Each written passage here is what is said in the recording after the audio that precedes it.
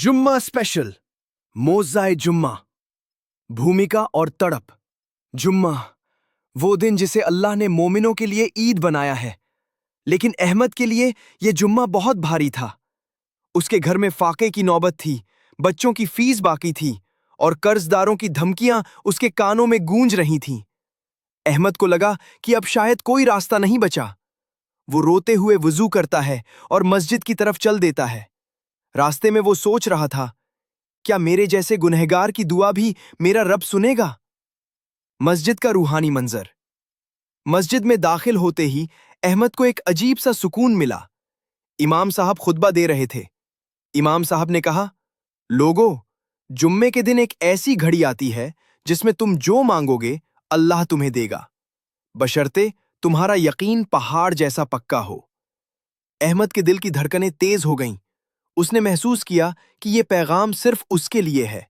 उसने नमाज के बाद मस्जिद के एक कोने को चुना और रो रो कर अपने गुनाहों की माफी मांगी। असर से मगरिब का इंतजार। नमाज के बाद सब घर चले गए, लेकिन अहमद वहीं बैठा रहा। अब असर का वक्त हो चुका था। इमाम साहब की बात उसके जहन में थी कि असर से मगरिब के बीच वो खास घड़ी आती है। अहमद अल्लाह की तरफ से मदद। जैसे ही अहमद घर पहुंचा, उसके दरवाजे पर एक शख्स खड़ा था।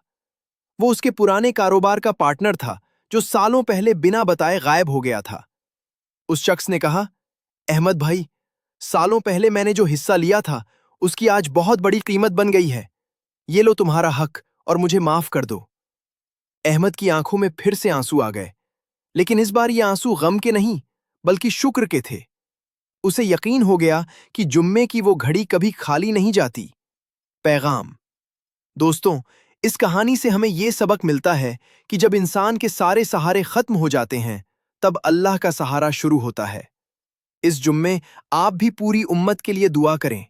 क्या पता आपकी एक आमीन से किसी का घर बस जाए। जुम्मा मुबारक।